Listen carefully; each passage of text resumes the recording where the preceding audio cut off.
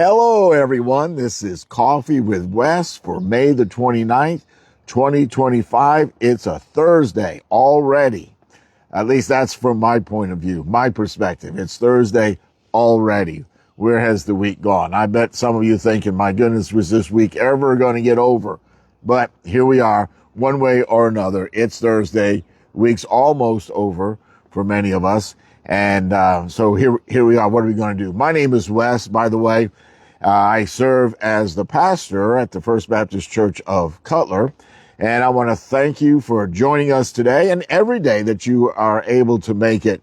And the great thing about this is you can watch and listen at your own convenience. And that's such a good thing.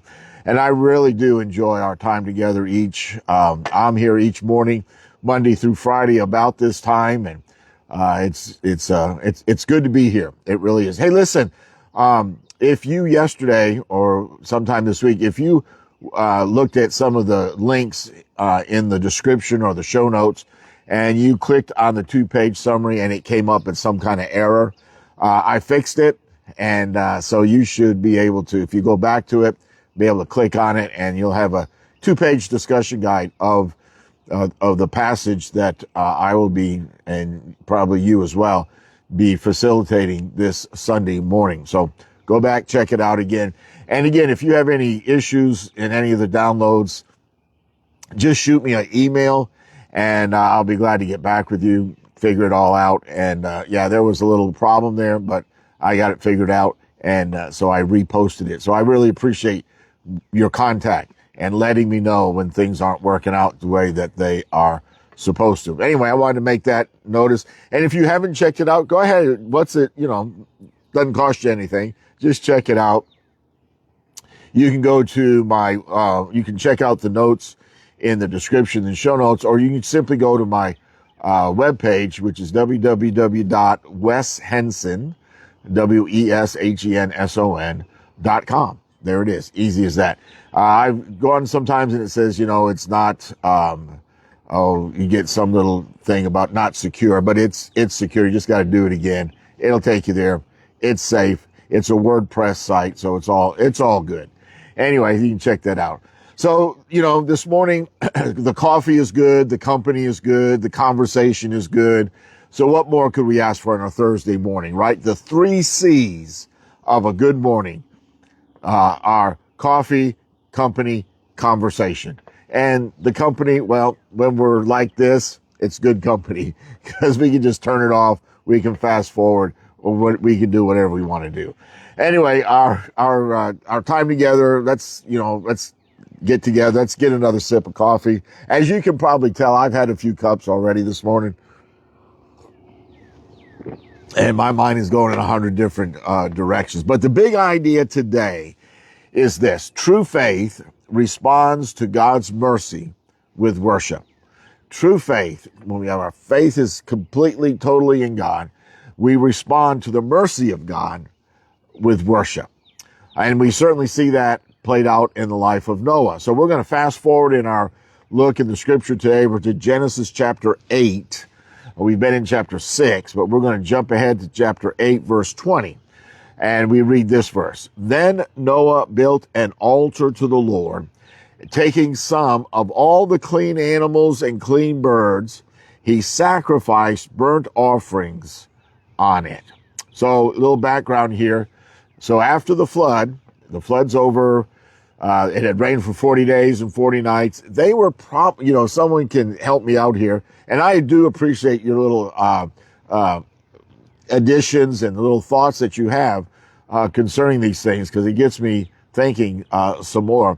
But probably, and someone can help me out if you have a better timeline, probably Noah and the folks were on the ark for at least a year. And, so after the flood, they get to dry ground. The first thing Noah does is build an altar, and he offers sacrifices. And the sacrifices that he offers is, some of the clean animals and the birds that were on the ark. And these are precious cargo because they're going to help him get started with life. So they're very valuable. So Noah is sacrificing something that is very valuable. there's a great lesson here in this, and we're not going to go there because we don't have enough time to do that. But what we bring to the Lord should not be our leftovers and our extras. We need to bring to the Lord the first fruits, the best part, the first part of all of our increase. That's not out of compulsion, not out of guilt, not because the preacher tells you to, but because it comes from your heart. It comes from your heart, and it needs to come from the heart rather than somebody telling you that. So that's what Noah does. And he also, what does he use for firewood? Probably some part of the ark. I don't know. But anyway, he doesn't get off the ark and rush to rebuild. Hey, we got to build a house. We got to build this. He doesn't do that. He doesn't get off the ark and rush to celebrate his survival. What a good job he did. And, what a long journey it was. And that's not the first thing he does.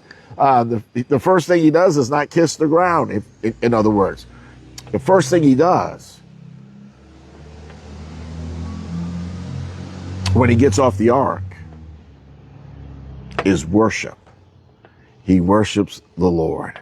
And this act of worship reveals Noah's heart.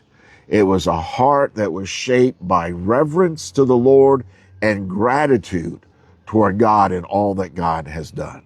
Okay, so what's the application? He builds a sacrifice, builds an altar, offers a sacrifice. And so is that what we're supposed to do? Now, here's the application. How do you respond when God brings you through your trials? What do? Worship is the natural response of a heart that walks close to the Lord. Worship acknowledges that everything, the deliverance, the provision, and life itself comes from the Lord. I don't know how your life is shaping out. I don't know what your trajectory is on your life, but I know this, that God is the one who has made it all possible where you are today, but for the grace of God. And the natural response to the life that God gives us is worship, because it comes from the Lord. When we live by faith, worship is not occasional, it's foundational. And there's many ways that we can worship, but one of the ways that we worship, and one of the ways that the Lord desires that we worship, is together with God's people. And I don't know what place public worship has in your life. I don't know what place public worship has, like what we call Sunday morning worship. I don't know what priority that is in your life. But just let me say this, that it ought to be a priority, because it acknowledges that you trust that everything that you have comes from the Lord. And we need to make, and this is Wes speaking, we need to make public gathering worship like the Sunday morning worship. We need to make that a priority in our life. Doesn't mean we have to, we're not taking attendance. Lord, when you get to heaven, the Lord's not going to say, well, you missed like 6 Sundays in 1 month. He's not going to say that. But we need to make it a priority in our life. And it needs to come from our heart. When we live by faith, worship is not occasional, it's foundational. Okay, here's the thought for today, what we can take with us. Besides everything else we've talked about, here's the one thing we can hold on to. Grateful worship comes from the overflow of the heart that lives by faith in God's mercy. Grateful worship. Worship comes from the overflow of the heart that lives by faith in the mercy of God. I'm so grateful for God's mercy. That's foundational enough for me to worship the Lord. Okay, folks, you have a great Thursday. We're almost there. You can make it. You can do it. Let's get started. Let's get going. We got a lot of things on our list today, and let's hit the ground running, and I'll see you again real soon. Bye for now.